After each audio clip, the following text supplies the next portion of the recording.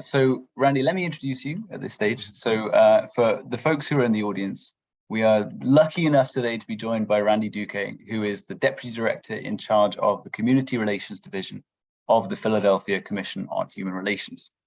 So, Randy, I won't go into your whole bio, but I will mention that Randy is a very experienced conflict resolution expert with a master's degree in communication and conflict, which he earned. Where did you earn that, Randy? I don't see it on your... Temple University. Oh, that was a Temple. Okay, yeah. So you've studied locally, and you've been in the city for how long? All my life. Your whole life. Okay, amazing. Well, most of my life, put it that way. Yeah, absolutely. All right. Well, Randy, are you ready to chat to us about safety in the city? Sure. If you don't mind, I'll share my screen. Yeah, let me make sure you're allowed to do that. I think. Okay.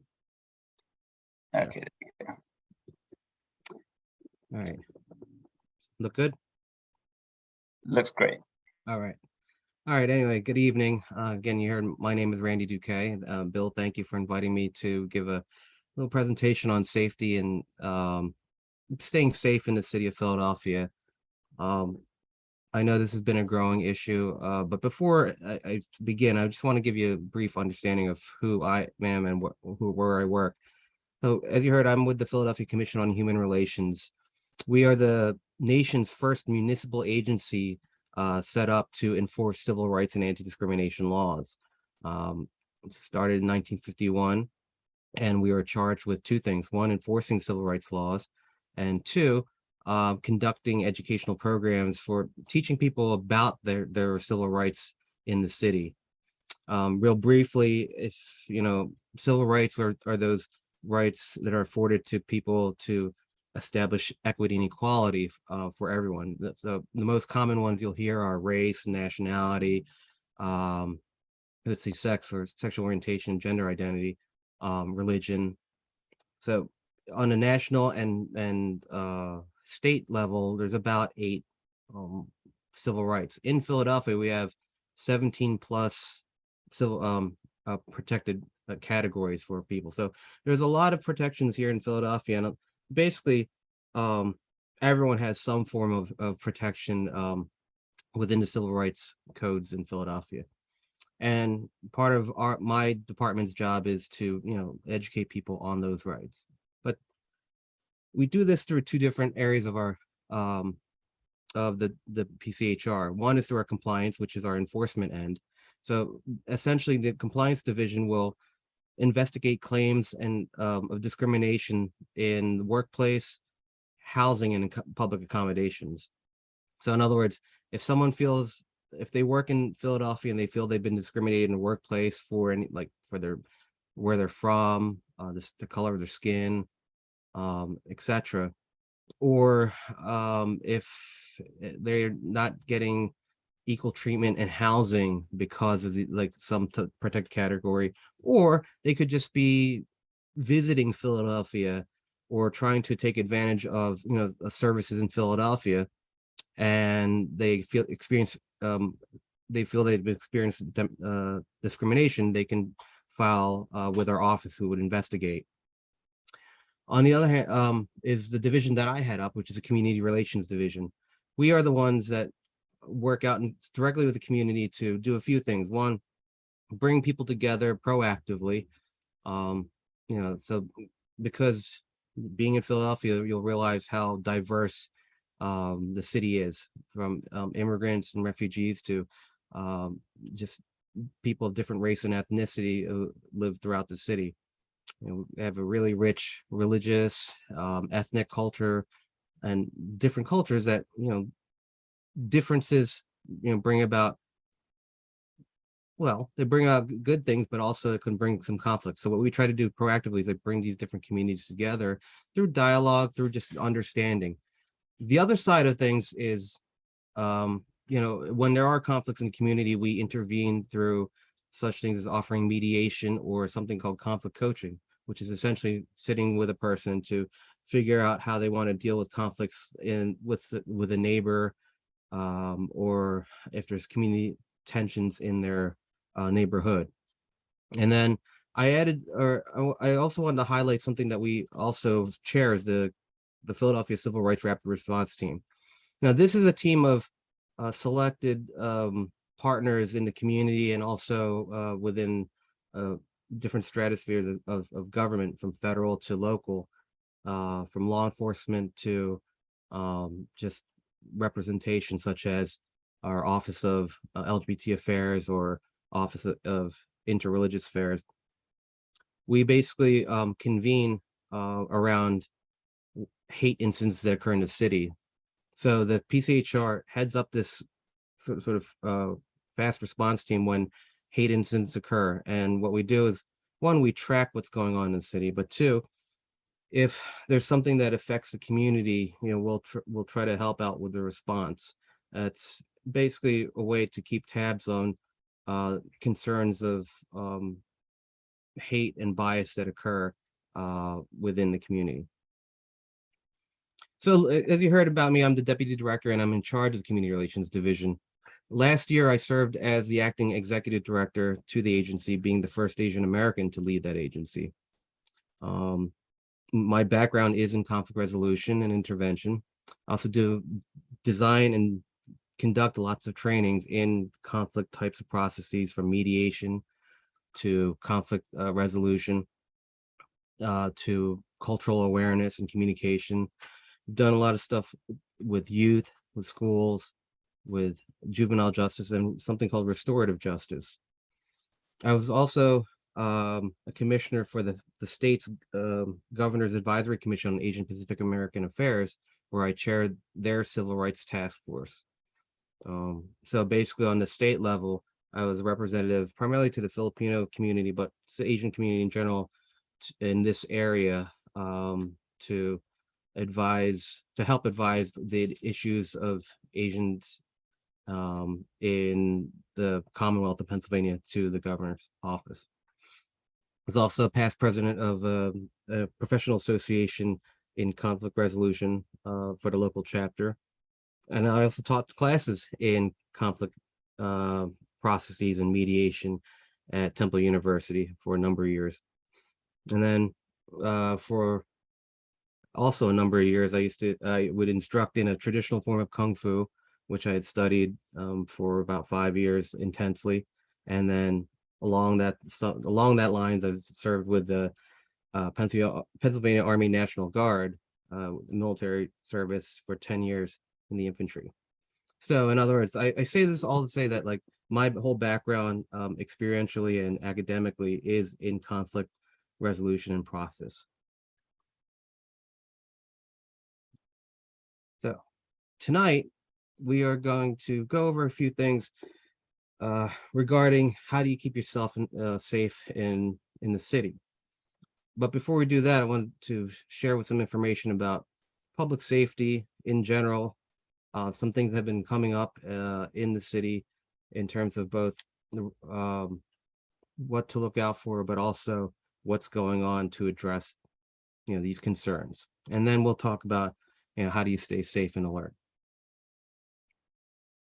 So first of all, with public safety updates, as you hear on the news, unfortunately on a daily basis, there is a vast rise in gun violence. Right? This is not just happening in the city of Philadelphia. This is happening nationwide for differing reasons. But right now I'll really focus on what's going on in Philadelphia. As you can see here is a map of Philadelphia that was taken last week, actually, of shootings that occurred in the city since January to September 18th. The red dots are the fatalities, and yellow are shootings where someone was wounded. But one thing to note was, at least what's going on in Philadelphia, is that these shootings often occur between people who know each other. Right? Like a lot of them are younger people who essentially either get into arguments in school or online, like through social media, and it escalates into the streets, where these shootings, and most of them end up being targeted shootings. Right? The unfortunate thing is that again, it's hard to track and monitor these things. The city has an Office of Violence Prevention that's working on larger strategies to address this epidemic. But for the everyday person, it's really should be known that like most of these shootings occur because of, again, people who know each other. So it's not typically random violence that's occurring, with some exceptions. Now, one concern is that, a lot of times bystanders are getting harmed in the process of these people who are getting into arguments or fights that escalate into violence. But if you look into, let's say I took a chunk of Philadelphia in the same time frame, in an area that pretty much, like, if you look at this map, it's pretty much University City up to Temple University and into Center City. You can see it's not as densely populated as it looks in a overhead view of the city. And the reason why I share this with you is because if it's not really to cause fear. Like, it's just awareness. You should really be aware of, what's going on in your neighborhoods, where you're living or where you're traveling. All right. This awareness is really to help keep you safe and alert. Right. That's really the number one thing. The unfortunate thing is, these gun violence is occurring, but it's also not, just blatantly everywhere. And you could see that, like, it's really spread out in this area of the city. The other thing to do is, if you look at it this way, it's kind of like if you look up the weather report for tomorrow or the next day, just so you know how to dress appropriately. Or if you drive, listening to, or checking what the traffic conditions are, or even just pulling up Google to see which is a shorter route to get to where you're at.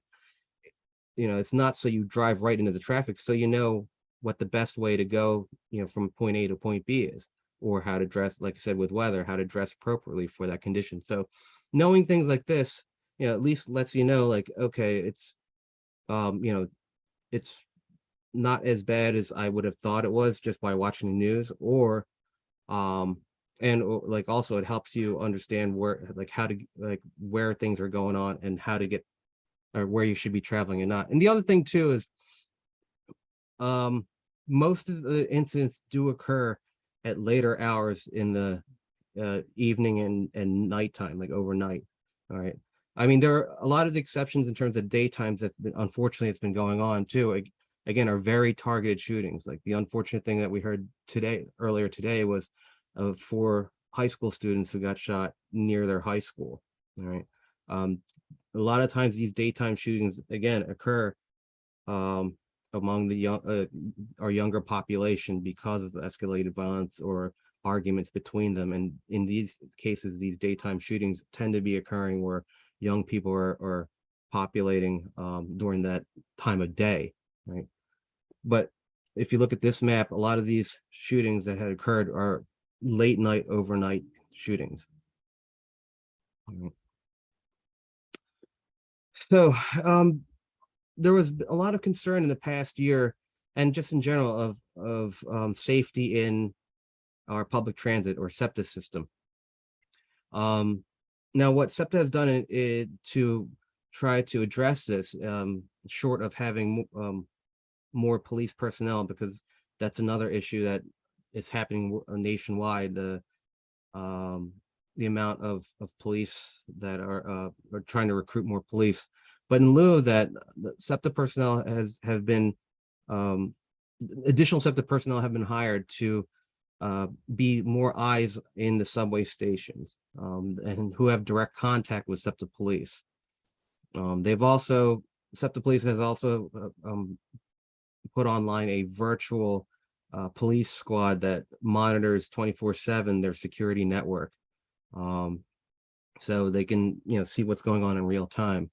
For instance, last week there were 2 incidents that occurred, actually were reported, that occurred about 4 days apart, involved a couple of teens who were attacked in the subways in different days. But because of this new monitoring system, they were able to quickly see, like, get video of this person and actually do some almost real-time investigation to be able to identify the person and have the person arrested, I think late last Friday.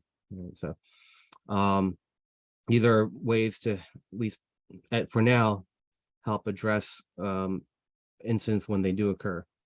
They've also increased patrols of their police personnel and SEPTA personnel, especially during the rush hour times. And then at certain key subway stations like City Hall, Spring Garden, Walnut Locust, along the Broad Street Way, they've employed additional security personnel. As for the Philadelphia Police Department, they have recommendations for people in general, so that they know about their neighborhood, but they also know about how to keep themselves safe, which is through knowing who your police district is. You could find out your area police district by going to their website and just plugging in your address to find what your local district is. All right, it's helpful to know your district because then you can attend their local PSA or police service area meetings to know exactly what crime situation is in your neighborhood. Or you can go to a captain's meeting that gives more of a general overview of what's going on in the bigger district area. And they also say, they have something called the PDAC, or Police District Advisory Council, which is essentially, just regular civilians who, sit on this council for the local police district to help advise them on what crimes are going on, but also, maybe help with community police programming to, again, help strengthen the relationships in their areas. Police also recommend having a plan in travel and transit, which I'll talk more about in our next section, but also having a plan in emergency. So one of the simplest things to do is, that they say, for example, is having like an emergency contact on your phone that's clearly identified, so you can call them in emergencies. But obviously in a real emergency situation of danger or harm, you should really call 911. Okay. Now, for people who who travel, who aren't live in the city, for the most part, it's safe to get around. We don't really have too much issues. Most people don't really occur too many issues that are of concern, but there are ways to even improve your safety. And here's some 4 basic tips. If you're traveling to, let's say, to and from school, or you're going to a meeting, or if you're meeting up with some people, plan your route ahead of time. Like, know where you're going. In other words, know how you're going and where you're going. It's helpful to know, let's say if you're taking public transit, to know the stations that you're going to and going through. If you're driving, remember where you parked. It's also helpful to travel, whether on foot or in vehicle, in well-lit areas. For like, if you're taking share rides, or like Uber or Lyft, it's, for the most part, they have rated drivers, and also typically they can get you to place to place. But make sure that when you do put in where you're going, that you get dropped off as close to where you want to go as possible, so that it's not a far distance from the vehicle to that building, right? Another thing that is also important is to keep your phone accessible in an easy place to get to in case of emergency, right? This is particularly, this also holds with keys, right? If you're going, coming back to home, or if you're going to an office and you have keys to the office, make sure you have them available and ready to open the door. So with phones, it's the same thing. I say this particularly for women who tend to carry their stuff in purses. But if you have a backpack and you're throwing everything in your backpack, make sure at least your phone is accessible and easy to get to. All right, just in case you need to call police. or 911. And like I said, with keys, if you're going home, make sure you have those keys ready, to open the door once you reach the door, and instead of fumbling around for your keys. If you drive, the same thing. Make sure keys are in your hand. If you need to use your keys to open your car door. Okay. Again, these are all things to shorten the time of what we say the time of exposure, to help keep yourself safe. The third one we talk about is to dress sensibly. And this is something that, not saying just dress casually all the time, but, depending on, what the situation is, especially nowadays, there's like, if you're in even like professional clothing, like with suit and ties and dresses and such, there's a lot of more professional type of clothing that has more of a stretch fabric. So the reason why I say this is because not just for really comfort, but also being able to move if needed to move quickly. Right? You're not really restricted. Now, obviously, if you're getting dressed up to go to a party, that's a little different. But for everyday movement, like from going home to school or going to the office where you don't need to dress like you're going to a wedding, dress sensibly in the sense that you're able to move easier. Right? Also, again, keep your valuables in a secret place on you. Right? If you have a purse or a sling bag, make sure it is slung in such a way that you can keep it in front of you. It's that way all your goods are in front of you, but and also keeps you from maybe someone snatching your purse or bag from your back. Right? The last thing in this group of safety tips are try to travel with a friend or in a group, or just stay in numbers. Right? If you're by yourself, and you're taking the bus or the subway, typically you'll have at least a bus. There'll be people in the bus, which is fine. Subway, try to pick a car maybe that has more people, or a car that's closer to the train operator. Right? It makes sense, and that way, like if there are emergencies, at least, and especially if you're closer to like the first car, like you can get the train operator's attention.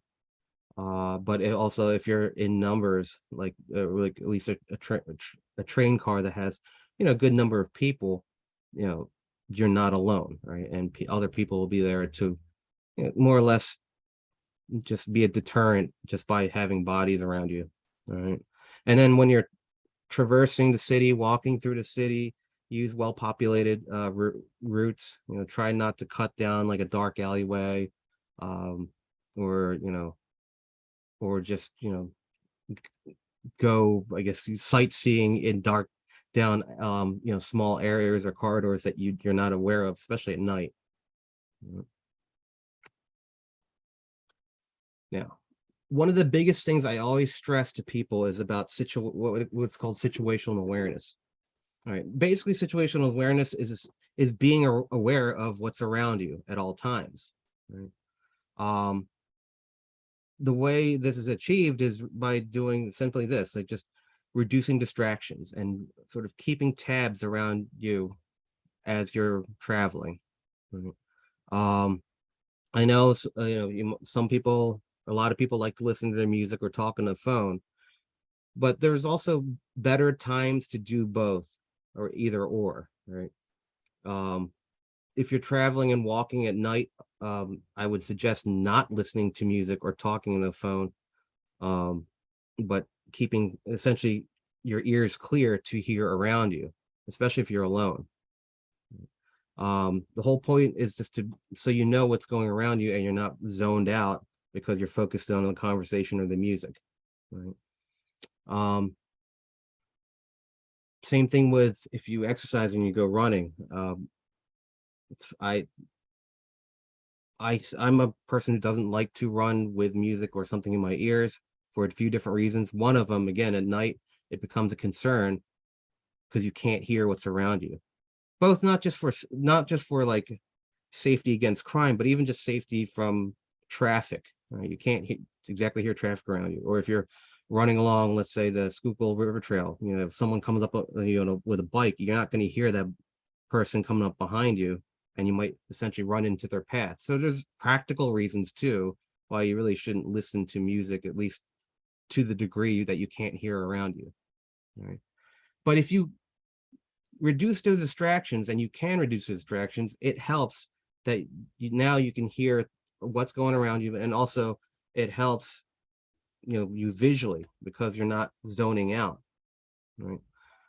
Also understand how in terms of behaviorally, understand how you might be perceived by others non-verbally, right? So right here that there's a balance on how you should appear when keeping safe. Generally, you want to project a sort of confidence and awareness about you. Right? You essentially, when you're walking somewhere, you don't look like you're lost. You walk like like you know where you're going, because you've planned your route. You see where you're going.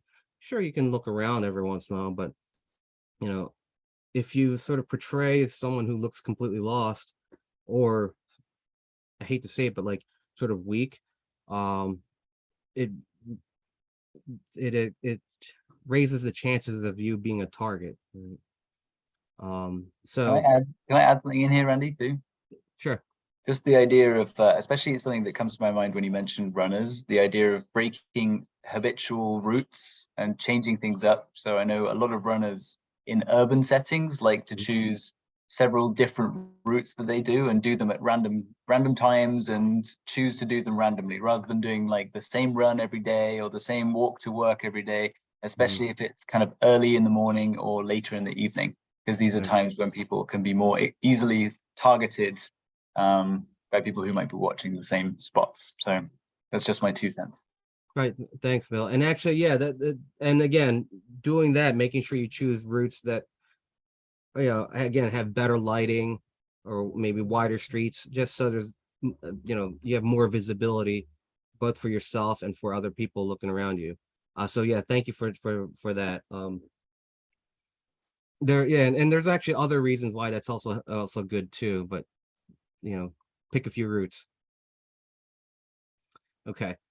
Now, when you're indoors, some things that say in terms of keeping yourself safe is knowing where their exits are. Right? You hear that if you go to the movie theater, you'll hear before the movie starts, or when you get on the plane, they point out where the exits are.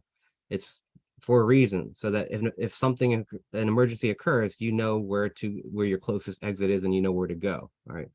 And just like being on a plane or going to the movie theater, it's not that you expect to escape. It's just having a plan just in case. Right. So it's the same thing if you go to a restaurant, just know where the exits are, so that if something does happen, you know where to go.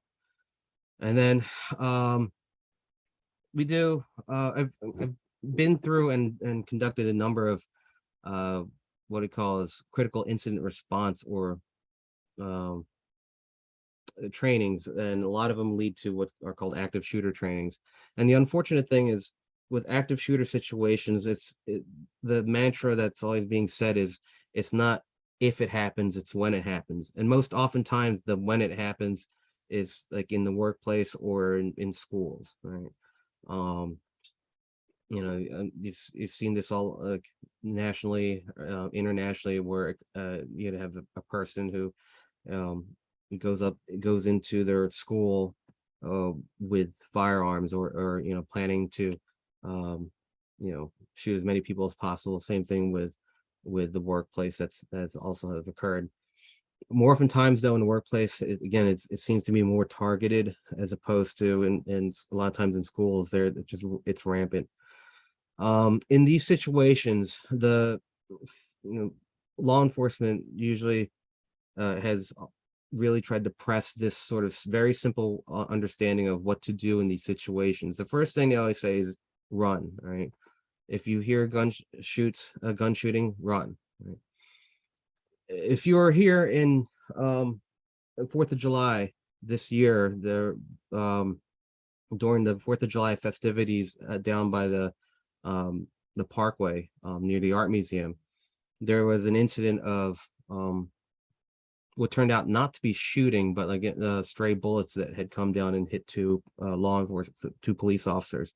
At the time, though, no one knew what happened, but all people knew that there was a type of shooting of some sort. So in that instance, what people did was ran, right? And then they ran towards the exits. They ran away from where I guess the gunfire would have been, right?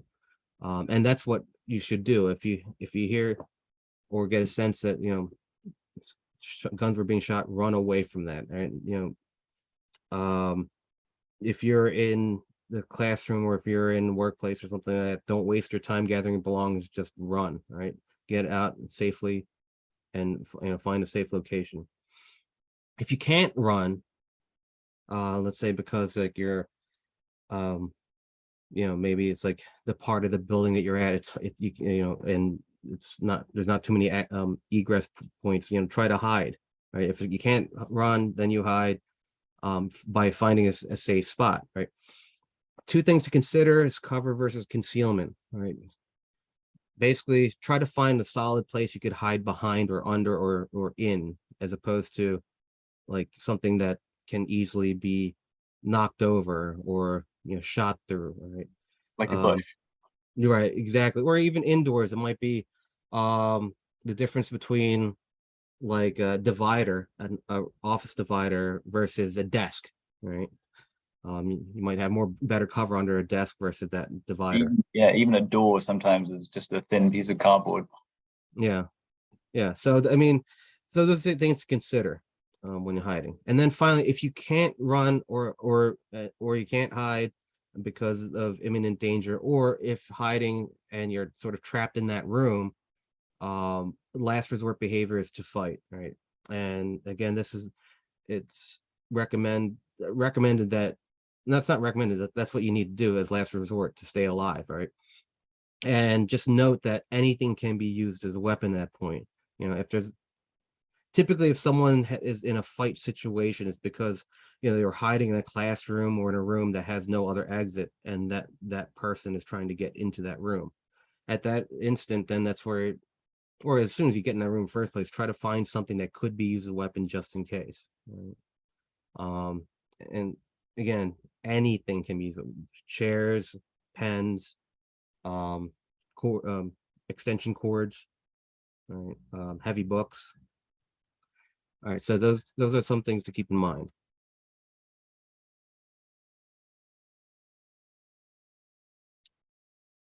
Okay. So another thing that people also try to consider that maybe will help them feel safer is ways of defending themselves, like keeping themselves safe through various means of maybe keeping weapons on them or training in self-defense courses or martial arts.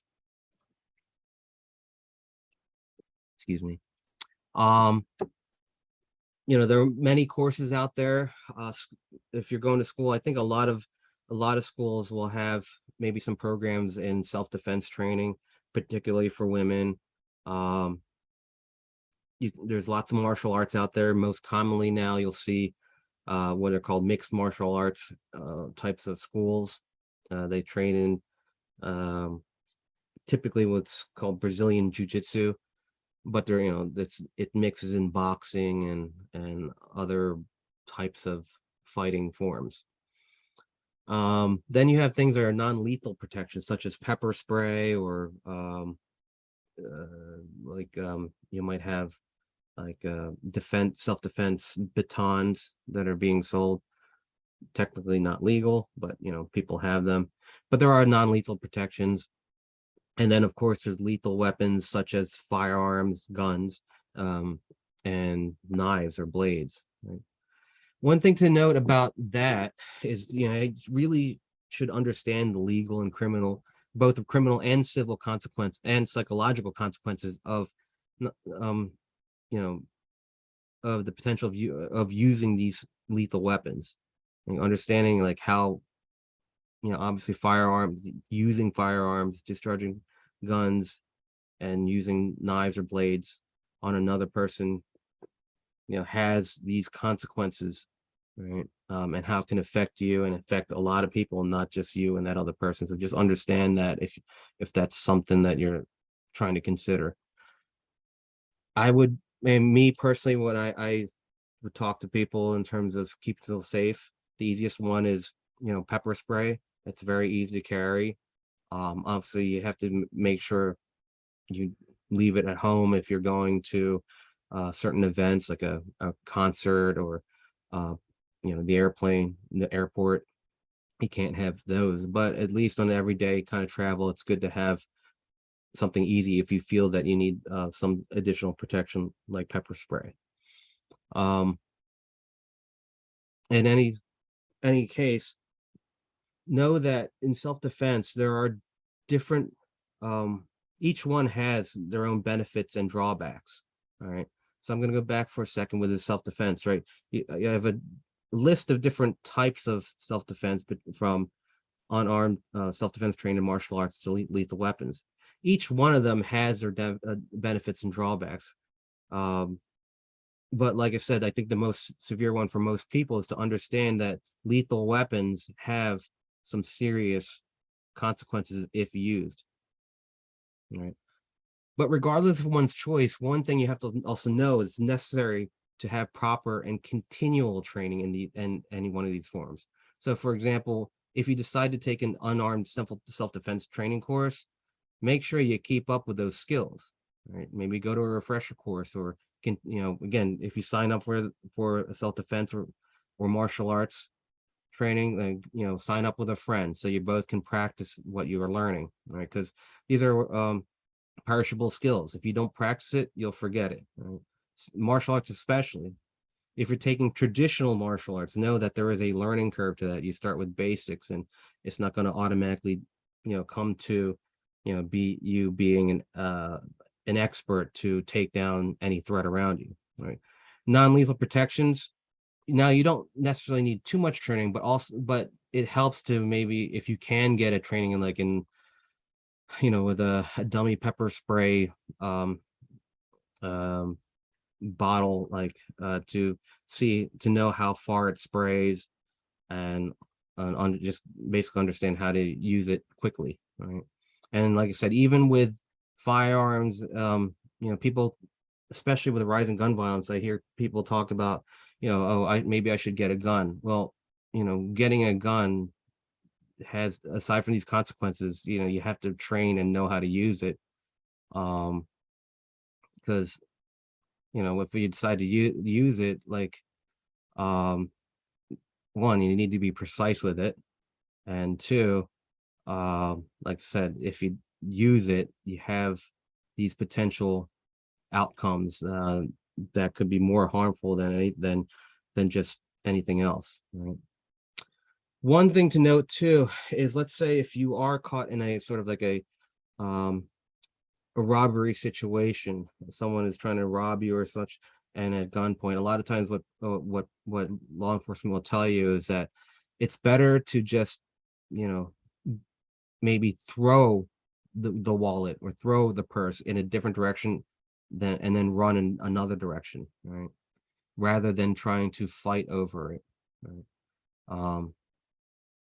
So again, in that kind of situation, it takes a lot of training in any one of these to be able to confidently feel that you can stop that kind of threat. So for most people, it's good to have this protection and or maybe train up in these things, but continue to train. But if you see if there's a gun involved, like you being robbed at gunpoint, it's better to give up those things, because things can be replaced. Your human life cannot. If it comes down to, again, a dangerous situation, it's, always get to safety and then call 911. Now, something I wanted to also point out is that in Philadelphia, all city services provide for language acts interpretation for those not just residing in Philadelphia for services, but with 911, anyone can call 911, and 911 is a city service. Police and fire are city services. They are equipped to provide service in the language of which someone speaks. So let's say there is an emergency, and English not only is not the first language, but also it may not be a comfortable language to speak in. A person can still call 911 and speak that language. So for example, if a person spoke Mandarin, they could just, speak Mandarin. But what I always say is, even though you don't have to, I say it helps speed up the process to at least say what language you speak. So if you call 911 and, they say, what's your emergency? I would, and I spoke, let's say, Cantonese. I would just say, I speak Cantonese, just to help them speed up the process of getting an interpreter who can speak your language or that language, right? Not necessary, but it helps, especially in an emergency situation, right? Just know also that it might, that in these cases, that there could be an extended delay before someone is able to get, to speak to you, like get an interpreter to speak to you, but just stay on the line, don't hang up, all right, and until you get that assistance in the language that is most comfortable for you to speak, all right? But try to do this in an emergency situation. Try to do this after you've in a safe location, or at least in a safe space to talk on the phone. Okay. Now I know I flashed through a lot of things, but I wanted to pause here for any questions or discussions on what I presented today. If you're in the audience, you're welcome to use the chat to ask any questions or share any thoughts. I mean, I'm surprised. I didn't know that there was an option to get 911 translated. That's great. Do you know how long it takes to get a translator on the line? I guess it really depends on the language. So for example, Spanish speakers, the more chances than not, they'll have someone on staff who speaks Spanish. But if you had a language that's a little less common, like Cantonese versus Mandarin, that it might take like a minute or two. Some might take 5 minutes. The problem too is that just like in the police, 911 operators are also there's a need for more 911 operators to be on staff. So that's where the biggest delay would be, to get that connection first. And then after that, like I said, depending on the language, it might be faster than others. Thank you. I guess in terms of the practicalities of 911 calling, what are some of the bits of advice you could share? Because I think this is something that a lot of people don't think about until they have to do it. So something that I always wonder is, how long do you have to stay on the line for, and what kind of information are you expected to be able to share? Generally, if you're let's aside from the language access issue, let's say you call 911 because of an emergency. Basically, they'll ask what the emergency is, and you just basically describe what's going on, like whether it's someone's getting robbed, there's a shooting, or there's a car accident, whatever that emergency is. Just briefly describe it at first, because then they know which way to, or have an idea who they need to call, whether it's medics or police. The other thing you want to do is also, it's helpful to know where your location is. So if you cross streets, it helps. Like, I'm near Second and Market, or at least or maybe if you can look up and you see an address, I'm standing in front of 202 Chestnut Street or something like that.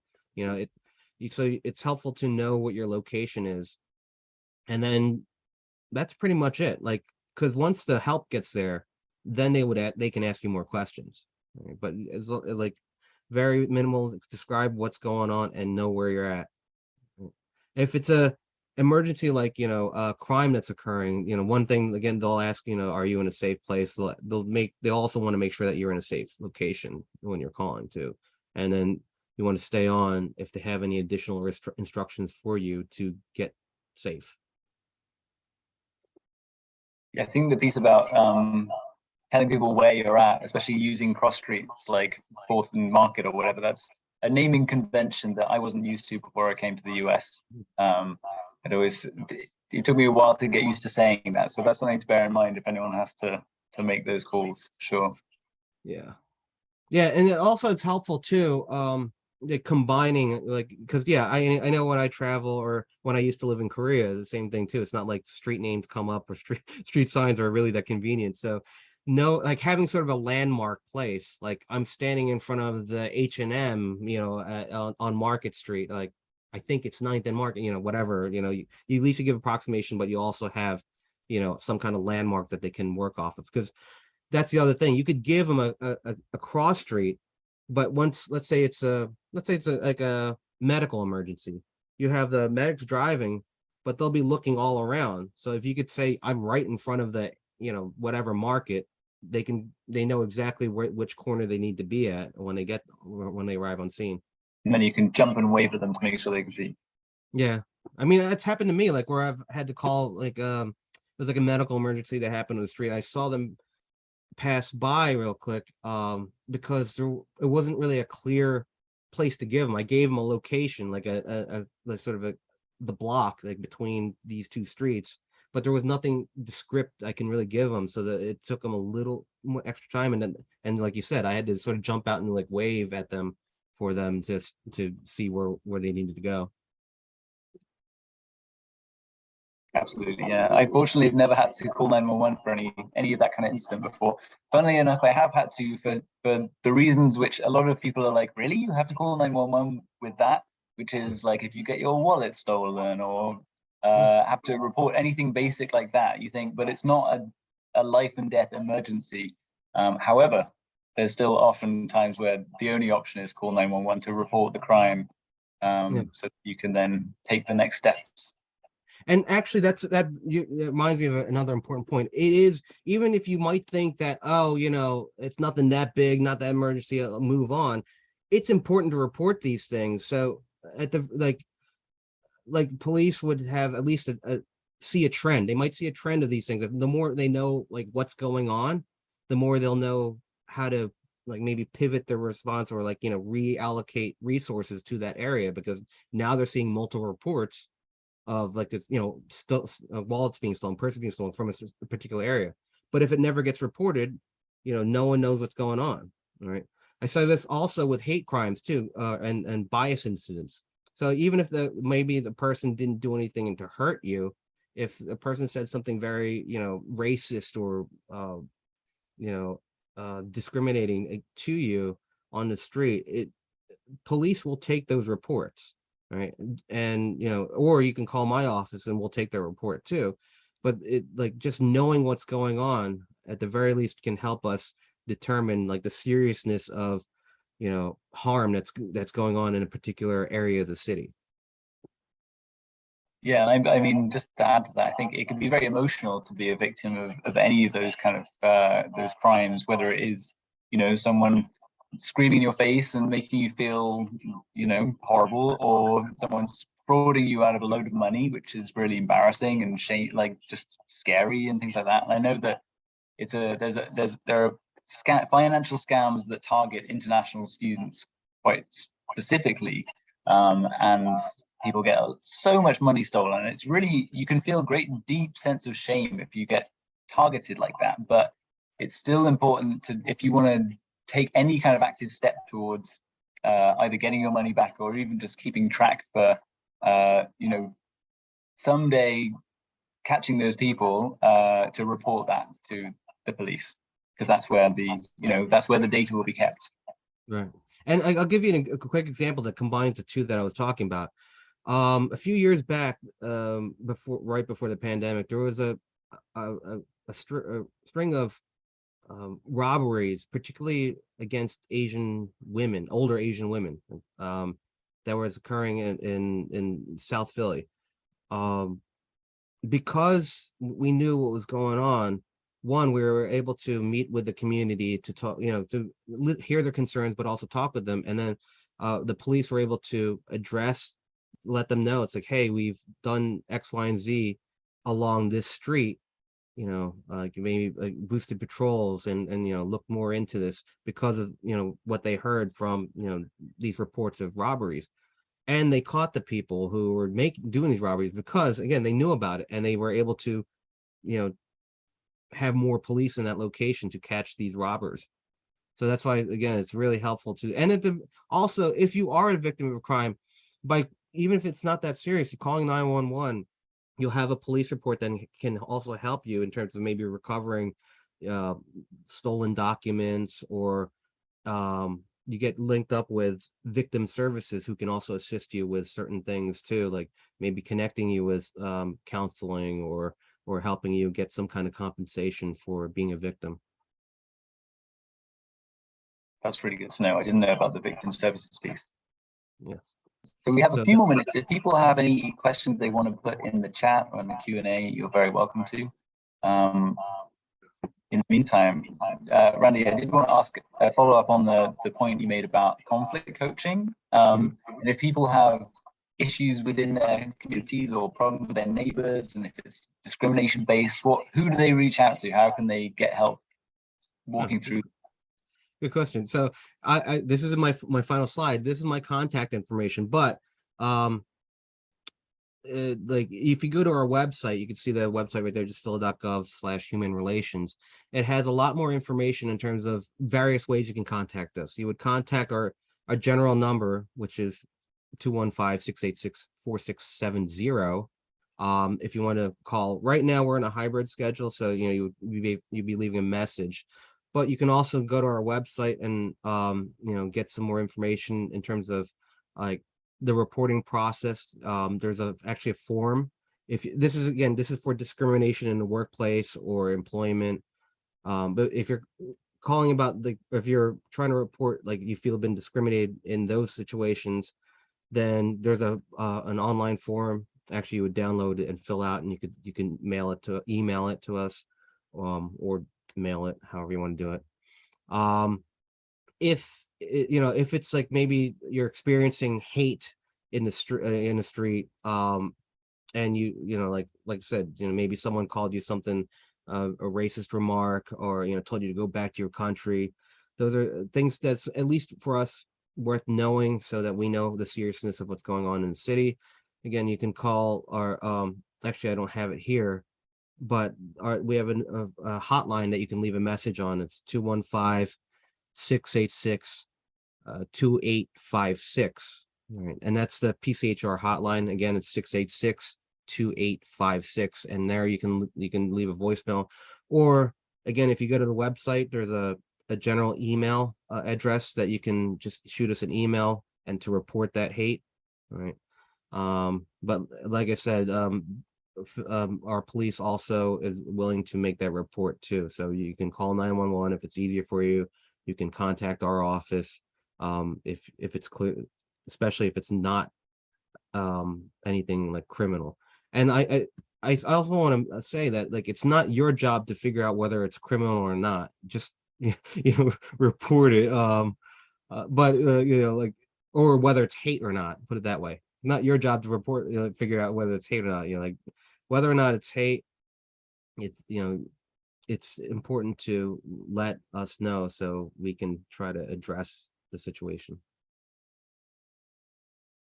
Yeah, I think that's really key. Again, just the data tracking piece. The more information that the city has on incidents, the more it can do to tackle them. And Randy, I guess that you are kind of a big piece of the effort there. So thank you for your work on behalf of all the Philadelphians who are involved with IHP. And thank you so much for joining us tonight. It's been really, really interesting overview of both the context where we're at and also some strategies for what to do if anyone becomes a victim or in a tough situation. You're welcome.